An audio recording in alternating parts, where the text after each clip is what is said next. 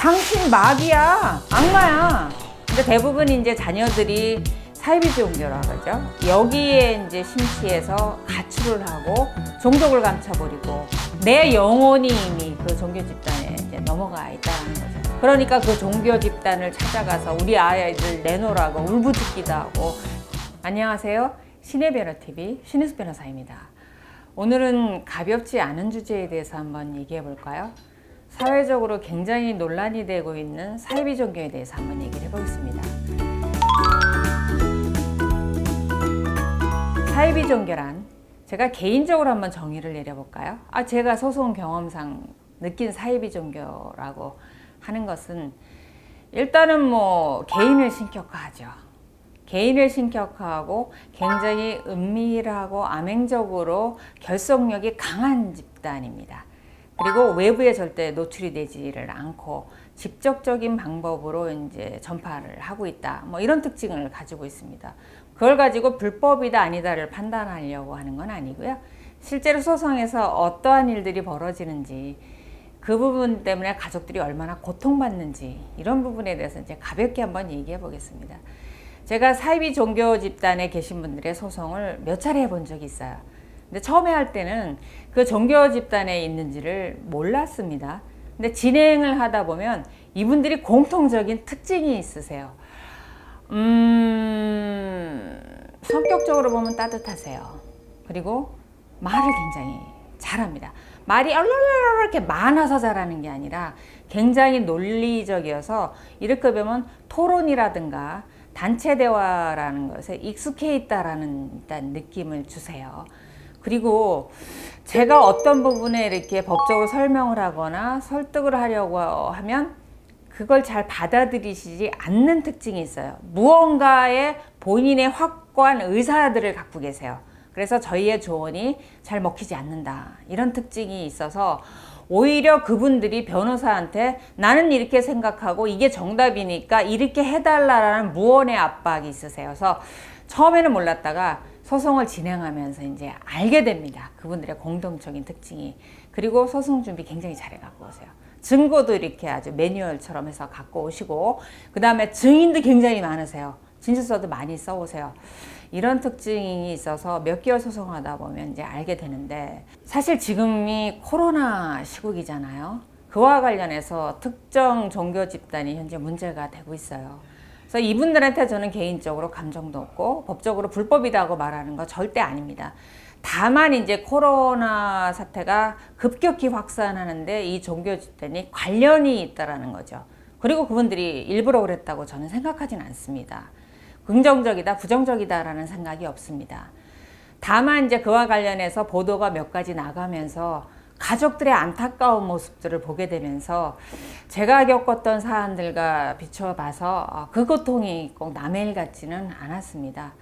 근데 대부분 이제 자녀들이 사이비 종교라 그러죠. 여기에 이제 심취해서 가출을 하고 종족을 감춰버리고, 더군다나 이 아이들이 학교를 다녀야 되는 아이들이라고 그러면 부모는 정말 그 애간장이 끊어지는 애끓는 심정으로 자녀들을 찾아다니세요.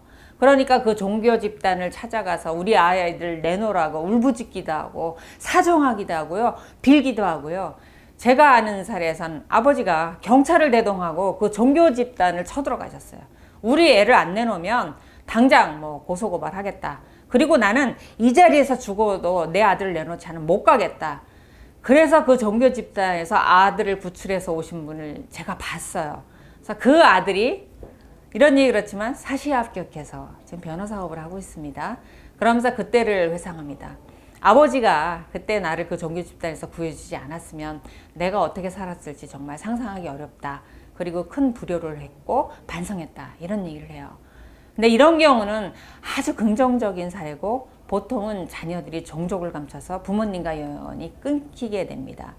그리고 어쩌다 이제 천신만고 그때 자녀를 찾아서 앉혀놓고 그 종교에 이런 문제점이 있고 이렇게 부모를 버리고 이렇게 사회관계를 단절하고 종족하면 되느냐 설득하려고 하면 그 자녀들이 부모를 이렇게 똑바로 쳐다보고 이런답니다. 당신 마귀야, 악마야, 이런답니다. 그래서 부모분들이 그 순간 그런 생각을 한대요. 그 눈빛을 보고 저 아이는 내 아이가 아니야 이미. 내가 낳았고 내가 사랑했던 내 아이가 아닌 눈빛을 갖고 있더라는 거예요. 굉장히 절망하세요. 그런 부분에 한탄하고 울고 원망하시기도 하지만 저는 한번 그런 면에서 한번 생각해 보시길 권해보고 싶어요. 그 아이가 내 가족이 왜 그 종교에 심취했을까? 어떤 과정으로 이 종교에 빠져들게 됐을까? 특정 종교 집단은 잘 모르겠지만 일반적으로 보면은 그분들이 굉장히 이렇게 따뜻한 심정을 가지고 접근을 한다는 거예요. 그래서 처음에는 그 종교 집단인지 모르고 빠져든다는 거죠.